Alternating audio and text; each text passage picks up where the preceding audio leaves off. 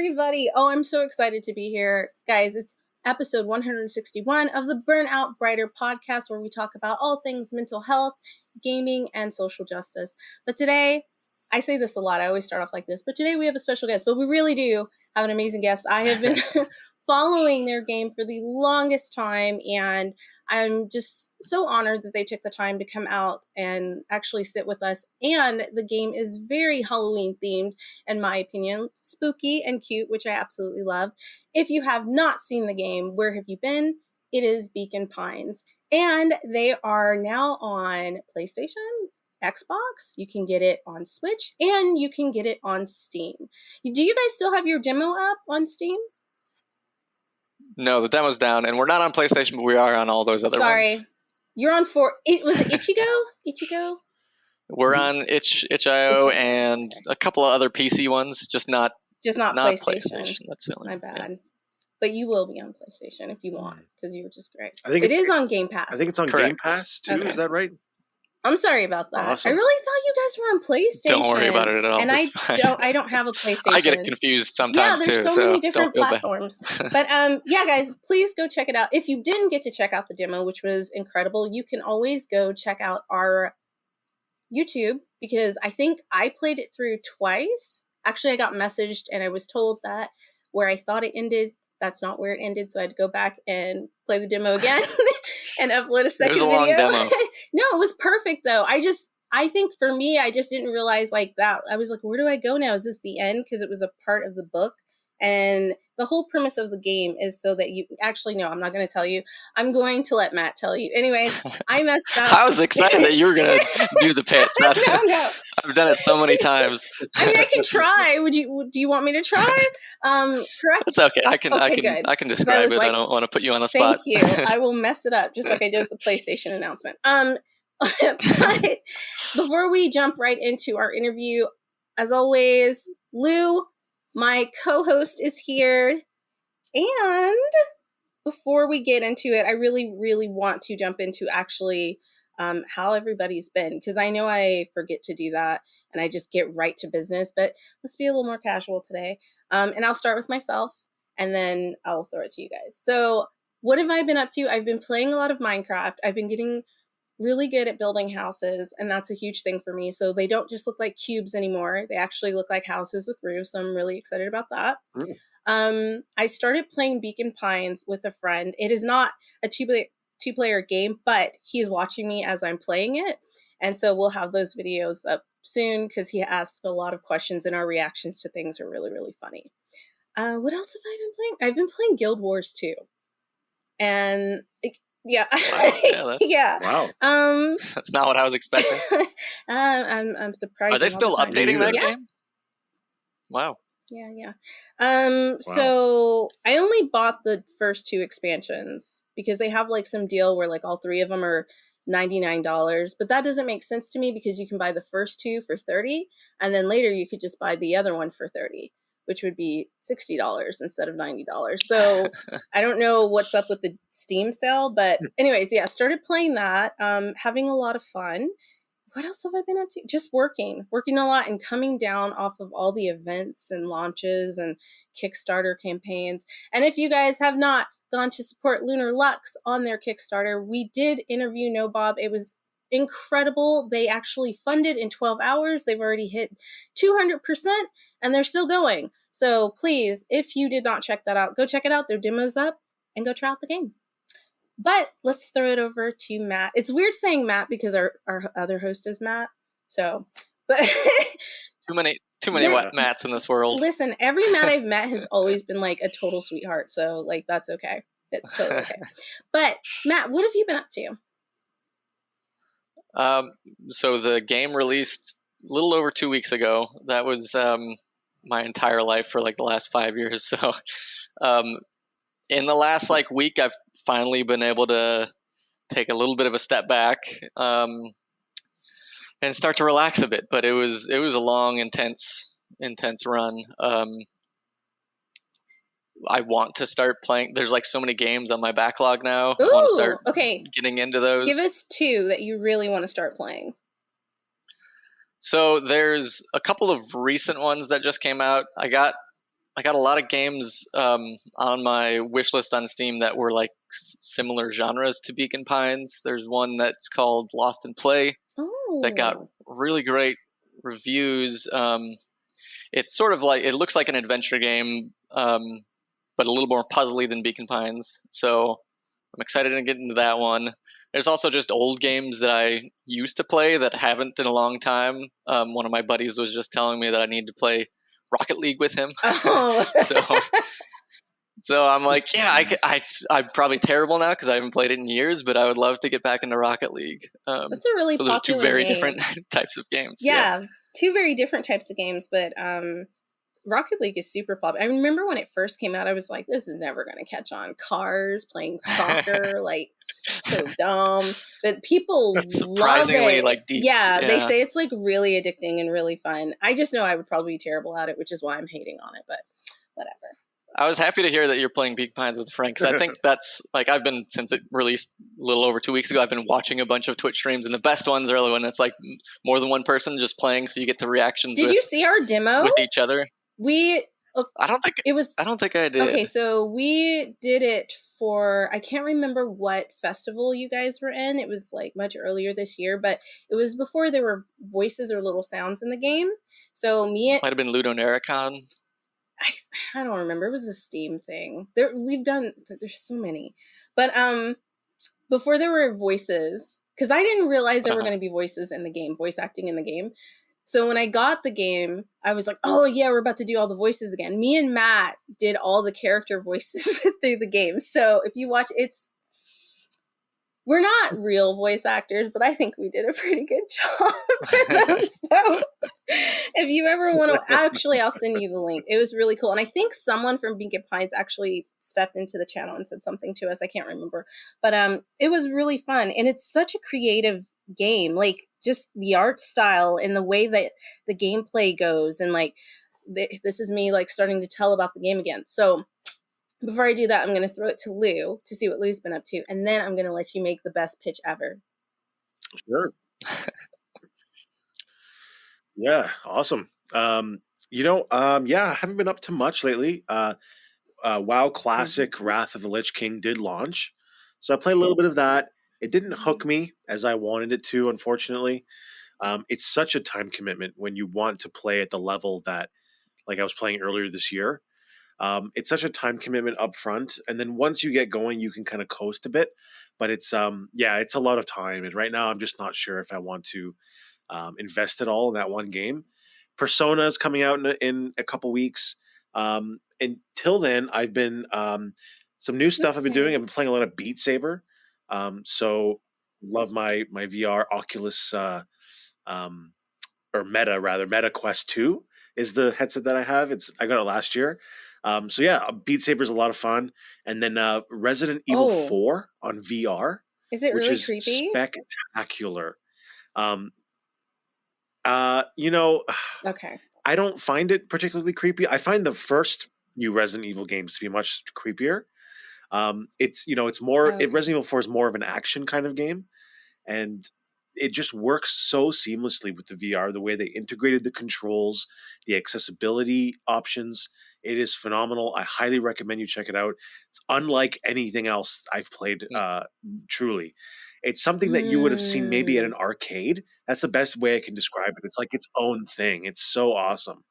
So that's about it. Of course, still playing Hearthstone Battlegrounds, which is a ton of fun, and waiting for Persona 5. So that's about it. About it for me. So let's So Matt, I'm ready. Give us your pitch. The best pitch.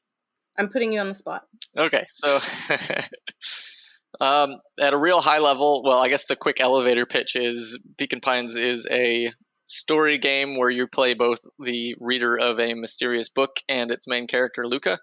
And then the extended version is you explore this world within the book as the character in sort of an isometric world. You find things we call charms, which are basically little trinkets with words on them, a single word on each charm. And you use those charms, you'll sort of zoom in and out of the actual book, and there'll be places where a word is missing, sort of like a old Mad Libs sentence where you need to inject a word to make the sentence a whole. And the twist is that basically changes the entire story from that point on. So there's these things we call turning points, the places where you do inject a word.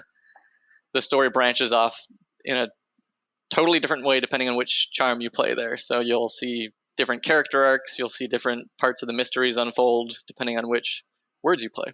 Nice. And then we've got this other aspect, which is called the Chronicle, which you can use to jump back to any of those turning points whenever you want. So maybe you find a whole different branch which has another charm. You can go back to a different branch at a totally different part of the story and try a different word. So one of the words that I found in the demo, like from the very beginning, which made me laugh so hard, was shit. Because I didn't expect, because the game is so cute and I didn't expect that to be one of the words. But it was just like this pile of shit. And I was just like, this is hilarious. Like, I know this game, like, it's cute. And I thought it was going to be like very like heartfelt. But like, I didn't expect the humor in it. And that's really what like pulled me into the story. Like, the narrative design in it is incredible. The way the characters react to each other is really, really well done. They just feel very fleshed out. And one of the questions I wanted to ask you is, how did you come up with the game idea to switch out words, to have turning points and things like that? So the idea of having slots for words as a way for the player to make decisions was sort of the first step in the whole game mechanic systems. The turning points thing came a little later, and the Chronicle came even later than that. But the idea of, just sort of like what would it be like if instead of having a selection of maybe 3 lines of dialogue, when you're talking to someone, which line do you want to say? We have a single word, and you find those words in the environment. So there's sort of this feedback loop of you play a word, you jump into the game, you play the outcome of how the story unfolds from that decision, and you might find other words because of that. So then you can jump back to a different part in the story, have access. We sort of think of it like a Metroidvania, even though we don't talk much about it because it's kind of confusing. Right. It has a lot of baggage when you say that word. But you're opening up sort of these rooms in the story sense based on other places you've explored. Right. And that makes other sense. abilities you've found in these words. I wouldn't even thought to like categorize it as a Metroidvania, but it is kind of like that because of the back and forth that you're doing in order to progress through the game. And one of the things... Yeah, we designed it sort of around that idea, even though we don't talk about it much, because again, it's kind of, people are going to pigeonhole you into a very different category of game when you say that, but we did think about it a lot when we were designing the game. I think it's interesting that you said that the Chronicle and the turning points didn't come on until later, because it works so seamlessly. Well, I can't talk today. It's seamless. Like, I would have thought like that was the idea the entire time. Yeah. So like, kudos to you on that, because I've definitely seen games or movies where they've added stuff and I'm like, this doesn't make any sense. So you did a really good job. I think you're sort of actually getting to the point, even though you're saying like maybe it doesn't make sense, but for me it makes absolute sense that we came to those later, because it was the result of figuring out what worked with the game that got us there. So they weren't there originally because we didn't know those concepts existed as something that would make sense in the game until we started playing around and prototyping all these different ways that you can use charms and maybe jump around the story. So I'm just in terms of the inspiration behind the development, Matt, I'm wondering what kinds of games were you playing, or what kind of games sort of inspired the direction of Beacon Pines? So yeah, it's funny because even though I make games, I don't play a ton of games myself. But the other 2 members of the team do play more games than myself. Ilsa, the artist, and Brent, who co-wrote the game with me, they're probably bigger gamers than myself, but we all took our own inspirations into making the game. Some of them were games and some of them were films and other artists and stuff like that. So it's kind of a broad range of inspirations that we take, but I can at least say that certain games inform my general thoughts on making games. And one of the big ones is the game Journey. Sort of everything that game company does is very, I think of it as sort of experimental in terms of they make games of things you wouldn't think they could pull off as a game, like just sort of roaming around, like Flower is another one they made. You're sort of floating array of petals in the air, and that's a game. Like, but it's a beautiful game. So I can't say we hit those heights or that artistic achievement, but it's definitely inspirational for us to try and think about games in that sense of what can you do that's maybe a little different than what's being done now. Kind of providing a new experience for the gamer. I think you guys have done that. And even though you're like, we haven't hit the heights of them, you have in your own way. Like, it's a very different art style, but it's beautifully rendered. Yeah. So, like, I think you did a really I could talk all day about Ilsa's art. I think it's amazing. Of the character dialogue moments when the characters are shown as their sort of larger 2D animations reminded me a lot of Supergiant games. They made games like Bastion, Transistor, Pyre, Hades, and they're not. And as soon as I saw the game, I was like, "This is amazing." The presentation is so important, and the presentation in Beacon Pines is phenomenal as well. And that's what gave me that flavor of that Supergiant. Of course, Supergiant, one of the most phenomenal indie developers of the last 10, 12 years. So, yeah. I can I can't say they directly inspired us, but we respect them a lot. Like we actually met them years ago. I guess we met Greg years ago, not necessarily the whole team, but at Indiecade, like probably 7 or 8 years ago. I think it was shortly after they released Bastion. We were just showing a game there and got the honor of just catching his ear for a bit and talking to them for a while. So yeah, our games are pretty different than theirs, but like you said, there's some overlap in terms of they are very story centric and they have obviously beautiful art and everything. So in terms of the practical elements of development, what would you say was the biggest challenge that you and your team had faced developing Beacon Pines? Yeah, I think it's just the most general sense, just the amount of work that goes into a game like Beacon Pines. We're 3 people, so Ilsa did all the art in the game, all the environments, all the little sprites, all the beautiful portraits that come up when dialogue is happening. And then I was doing all the music and all the animation and rigging and co-writing the story with Brent and doing all the programming and scripting and blocking and VO editing and all that stuff. And then we did bring on Kirsten later on to do all the VO for the narrator. So I think it's just the raw amount of work. It's kind of it's kind of too much for a small team to make something like this. And if I had to do over again, you guys made it. Like we made it. Yeah. Yeah. I mean, but you can tell it's like a work of passion and a work of love. And like, I think you guys killed it. Like, it looks incredible. Thanks. So you can tell you put a lot of work into it. I didn't know it was just a 3-man team, 3-person team. Jesus, I'm sorry. Yeah. I'm so used to saying things. Go ahead. It's in a way it's nice having a small team because it is very personal. But again, it's a very stressful amount of work that I wouldn't wish on anyone.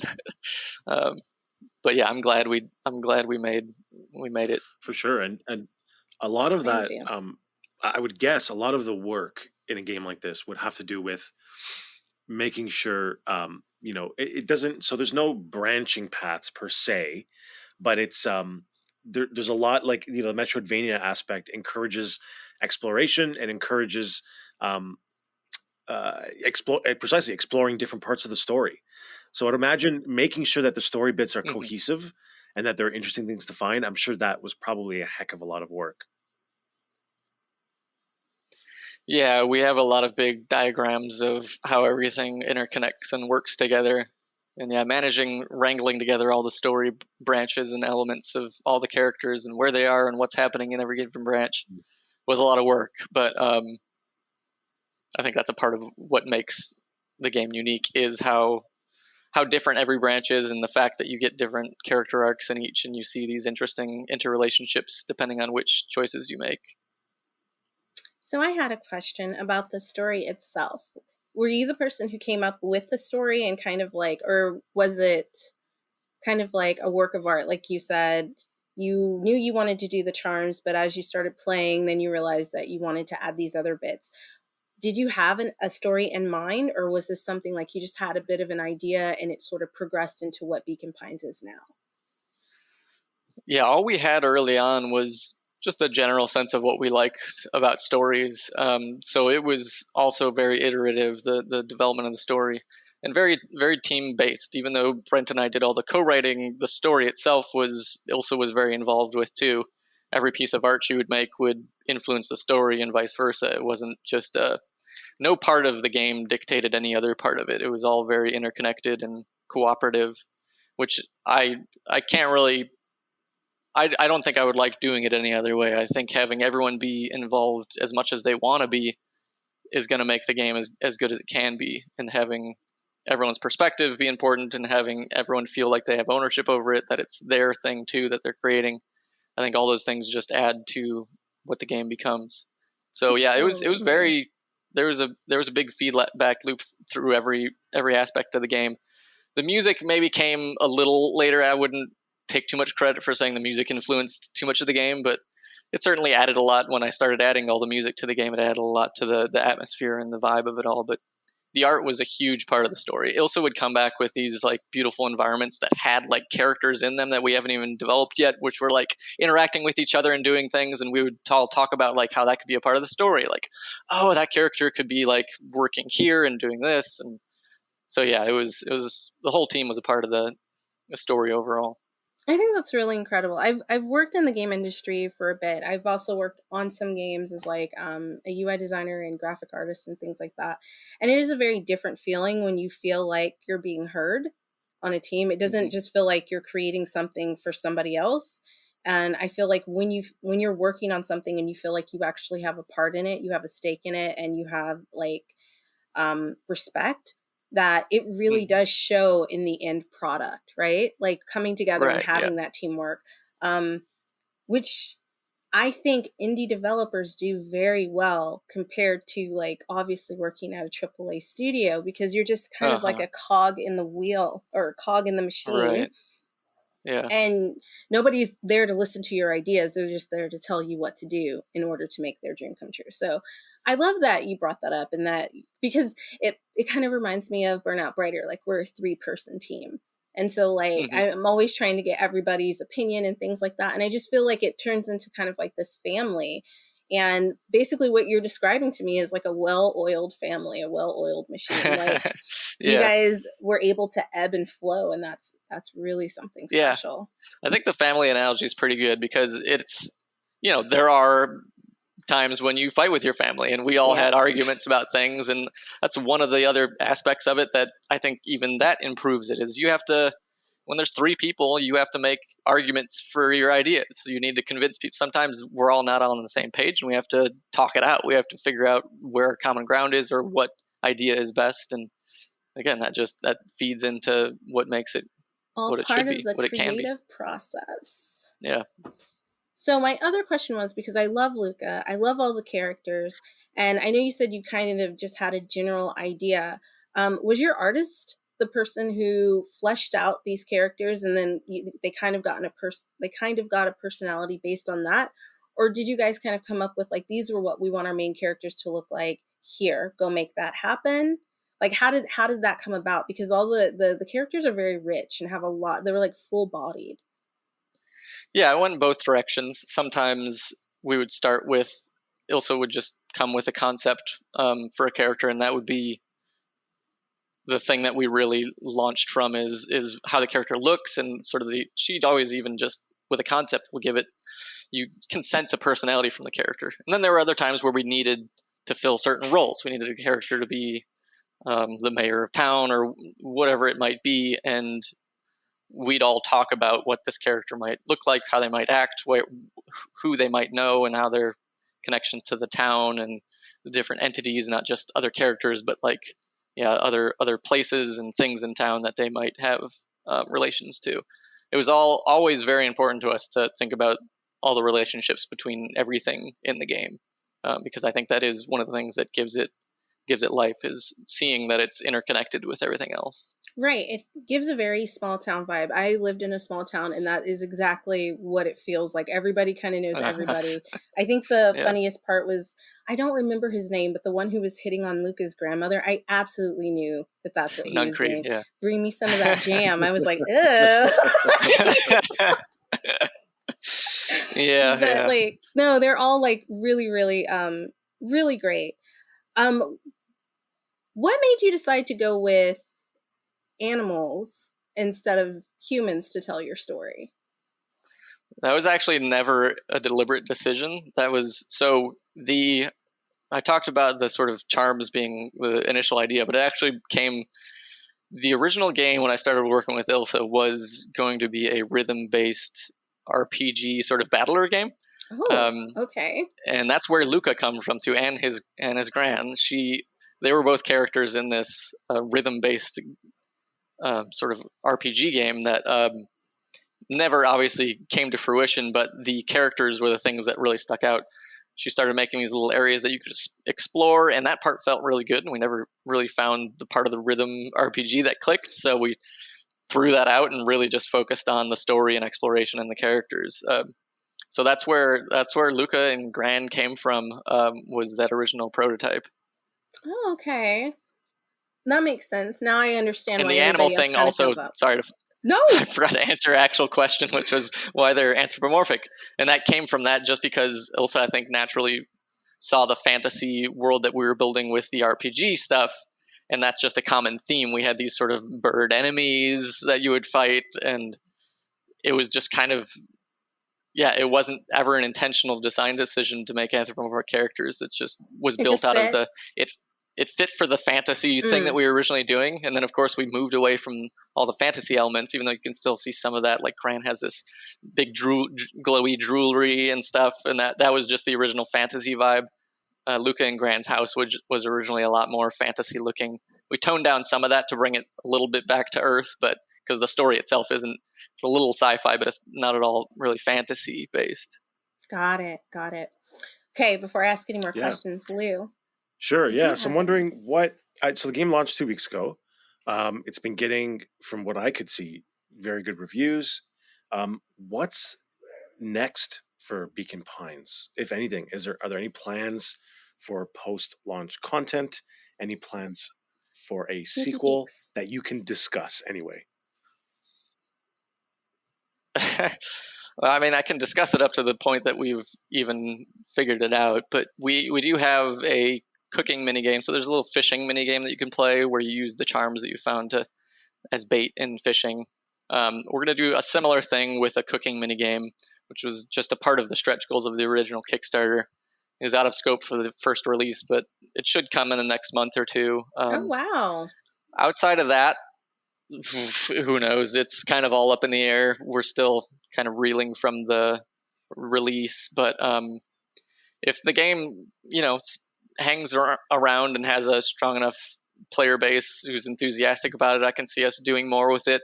We also have a lot of other ideas. We've been making Beacon Pines for almost 5 years, so I can't speak for them, but I myself would love to try some other stuff, not just continue doing the thing we've been working on for 5 years. But I also don't want to drop it and just leave it if people love it. So yeah, hopefully a little bit of both. I would like to do some new stuff. Ilsa also she was pretty eagerly talking about new game ideas after the release too, and it's easy to get excited about the new stuff. I had to put a lot of things in the back of my brain anytime an idea came up during the development. I was like, don't have time for that. Can't even think about it. Just lock it in the back of my brain. We can think about that after the game's released. So now is kind of the fun time where you can start playing around with fun ideas. Totally, yeah. So are you guys going to take a vacation? Like a real vacation? Yeah, I'm hoping to take an actual vacation. Yeah. I have been more relaxed since the release, and since things didn't go horribly wrong. I was obviously stressed out about the release, potential bugs and things like that, but it went smooth, which was good. I've got a patch that's gonna fix a couple of minor things, but after that, gonna hopefully do maybe R&R. a road trip or something. Yeah. Awesome. Absolutely. No, Sorry, that's okay. I didn't mean to cut you off. I was going to ask also, I'm curious, You said that the team has been developing Beacon Pines for about 5 years or over 5 years or so. How did the pandemic affect the development of Beacon Pines, if at all, when that sprung up during the development process? So I think one of the biggest ways that it affected it was actually in the user feedback and testing. It was just so much harder to see people playing it when we were developing it, which is a huge part of, at least from my experience making games, is watching people play it. The development process itself, we were already all remote. Ilsa's in the Netherlands, I'm in Austin, Brent's in Montana. So we never met face to face to begin with. We pretty much all just did voice chat throughout the development. That it didn't affect, in terms of it being a game, it didn't have a huge effect. It obviously had effect on all of us personally. Yeah. We had a couple of personal losses on the teams from COVID, and it affected us in that way, but not necessarily differently than the general population. Everyone was kind of one of the wild things about this, is everyone in the whole world was going through this together. So we just happened to be making a video game, and it didn't necessarily affect that as much. I think it affected probably a lot of other people a lot more than it did us, since we had the luxury of working remotely. Totally, yeah. That's the freedom of independent development, I suppose. You hear about the. I suppose a good example would be Cyberpunk 2077, how the pandemic really threw a wrench into their development. So interesting stuff for sure. Dee?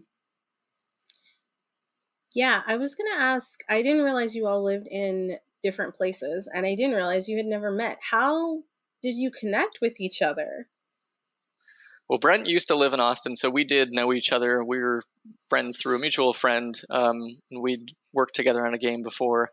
Ilsa, when I started looking for artists for Beacon Pines, I sent out feelers to like 10 just artists I found through like ArtStation and a couple other places online, just looking for artists that were available and had eye-catching stuff that I felt could fit with what we were doing at the time, which was this RPG battler game.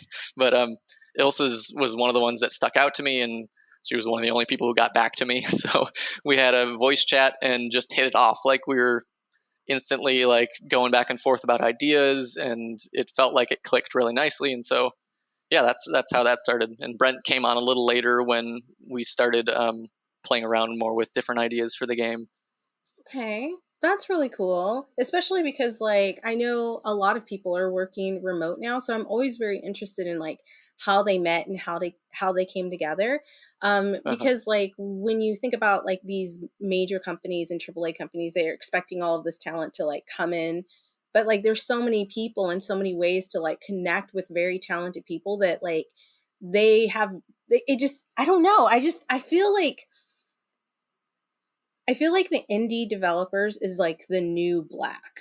I don't know if that makes sense to you, but I just feel like we are paving the way for like new spectacular stories, and like we're doing things that we're not afraid to put out there, right? So for you, I'm sure you wanted to make money, obviously, with the game, but like I feel like that wasn't your only drive when putting this game together. You know what I mean?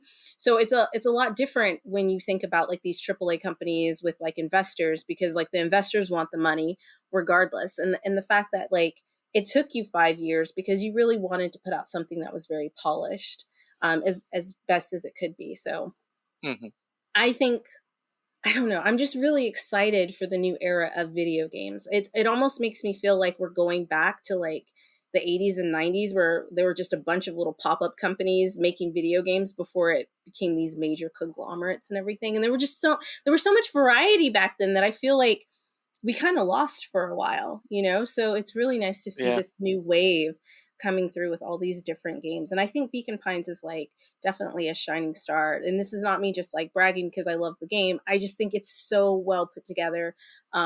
It looks great. It feels great when you're playing it.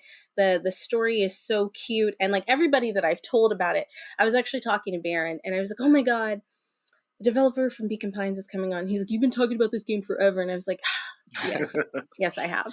But I've been telling everybody about it, and everybody I've told about it has been like kind of blown away by the way it looks and like the demo. So like, I'm going to keep telling people about it, obviously, but it is one of my favorite games right now to play, because it's also very casual, and I don't know. And the art is just so pretty. And I usually pick games based off of the art. So I was very pleasantly surprised with Beacon Pines. Before I keep going off on this tangent, the other question that I really wanted to ask is, I know Lou touched base on like what kind of things you'll be working on in the future and things like that. But what I really wanted to know is, what made you decide to do voiceover in the game? Because I totally didn't expect that. I was like, we're just going to read, because in the demo, there's no voice acting. So when I got the game and I booted it up, I was like, all right, are you, and I got certain people, like it was like 4 people on call, and they're like, we're all going to pick a character and we're all going to do the voices. And then when she started reading, I was like, oh my God, the book has a voice now. And then, like, I was just like super shocked. So, and not that it's a bad thing, people, I don't want you to think it's a bad thing, but I just wanted to know what made that decision, because I believe the voice of the person reading the book is the only voice in there. Everybody else is kind of like little sounds. Yeah, so there's a couple of reasons for that. One, I mean, we sort of always had it in our heads that the narrator character, it would be interesting to give a voiceover for the narrator character, but not any of the other characters, because it's sort of a meta character. The book/narrator is sort of one layer up from every other character, because it's reading the book itself and interacting with the player, whereas every other character in the game is within the book, within the story, in the book. So it makes sense to separate the narrator in that way. And the other reason is just we're a tiny indie team, and we can't necessarily afford to voice every character. No, makes sense. Or have the time to. It's not just recording it, but like it took a lot of time to edit the audio and integrate it into the game too. So it felt like a sort of a scrappy decision to make, to do the voiceover for the narrator and leave all the other characters to just little text sounds that are still individualized. They all took a lot of time too to do the voice sound effects for. But that also, we also even had in the back of our heads, like, it would be cool if people could still give them their own voices if they're streaming it or just playing with their friends, like you were saying. So that was all in the back of our heads too. So I think it worked out. I was kind of terrified when we first started showing it to people, like, is this going to totally throw people off that one character has voiceover and the others don't? But no one has had a problem with it, luckily. But I think your freaking out. reasons are really good. I think if you would have just given Luca and the narrator a voice, it would have been weird. But the fact that you gave basically only the narrator a voice, it made sense. I just didn't expect it, because I had played the demo like 3 times and there's no voice acting. So I was just like, oh, wow.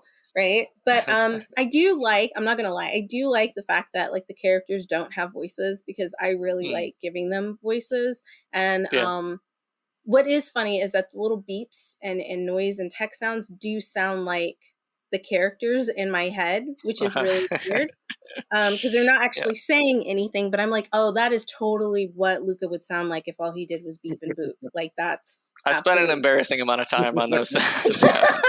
There's like a whole system for how those are played at different speeds and different pitches and intonations depending on the character.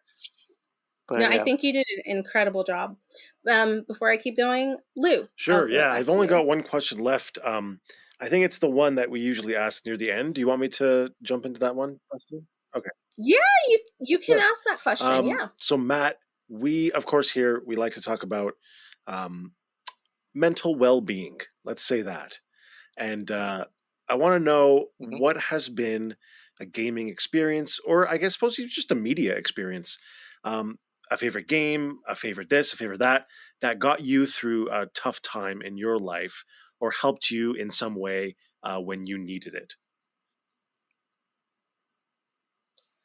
Yeah, so as I mentioned, I'm not a huge gamer, but one thing that comes to mind is a recent film that I watched, which was sort of in the middle of the worst crunch of finishing Beacon Pines, which was a real low point for me. Even though it was exciting to be finishing the game, I was working way too hard, which I regret. But I went to see Everything Everywhere All at Once, which just blew my mind. And it's just like such a for me at least, it was just such a joyous film, which was a breath of fresh air for me. Just being able to totally escape into that film and just feel the joy of it for a couple of hours. I remember walking out of that and just, I don't know, it was a breath of fresh air for me. Just being able to just really good. separate myself from all the craziness for a bit.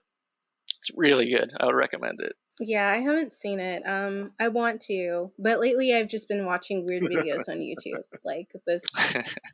It's That's not a good that escape weird. too. It is. It's a really good escape. I've been watching this guy who like does like little videos on really old anime that's like really rare. You haven't heard about it, and it's just like really interesting. Like Japan's first superhero was like this gold skeleton guy, which I didn't know, and technically maybe the first superhero, like actual superhero with a cape, like ever. Evidently, like came out in the 1930s.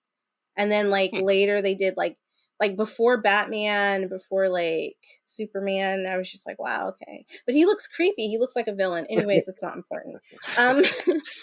My YouTube and TikTok guilty pleasure is watching cooking videos. Oh, I can't do that because I get hungry. I go down the rabbit hole on those all the time. Yeah, me too. But I'm like, so hungry. I get sucked in so hard to those cooking videos. I started watching, there's this one guy, I don't know who he is. He has like this little mustache, so it doesn't help you.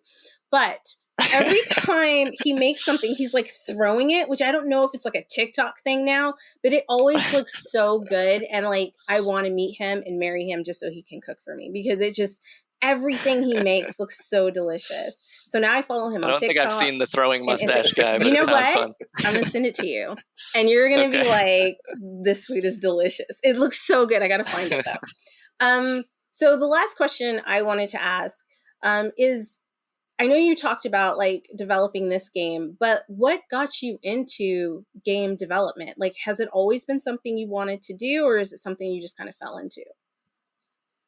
It's always kind of been something I've dreamt of doing. I think it's the case with a lot of people who get into games, but a part of me got into it a little backwards, which was I've been making music since I was a kid, and I wanted to put music into video games. I wanted to write music for video games, and I studied computer science and music in college, and so I got a corporate job after college and worked there for 5 years before I finally sort of snapped and wanted to do something of my own. And so I was thinking about how to get music and write music for video games, and decided that the easiest way was to make a game, and then I get to put my music in the game. So that's how I sort of fell backwards into making games, is trying to make music for games. Oh, okay. No, I don't think that's everybody's story. I think that's a really unique story. Yeah, because also Lou makes music as well. Incredible music. Cool. But I'm in the video game industry and never like thought I would be in it. Like, I actually went to school for 2D animation, and I wanted to make cartoons, and here I am doing something completely different. Yeah, I honestly never thought about it when I was working in a corporate job or even in school. I thought I was going to do just normal programmer stuff and maybe music on the side. But when I quit, I was just like, I want to do something for myself. I want to try something interesting that's like my own thing. So as you should, and super proud of you, because like what you've made is incredible. And please pass on like these compliments to your team. I know they couldn't be here today, but like, I will. Yeah. They've all done such an incredible job. And I think that's going to be it for this podcast. But before we sign off, if people want to find out more about Beacon Pines, if they want to find out more about you or the artist, where's the best place to go? So the Twitter handle is just at Beacon Pines. I think it's the same on TikTok. Twitter's probably our most active. Tim, our community manager, he's very interactive with everybody. Even on Twitch, he'll interact with streams. That maybe who you met originally. Yeah, he's a very friendly person, and you can reach out to us on Twitter, or even just email. I think is on the hidingspotgames.com website.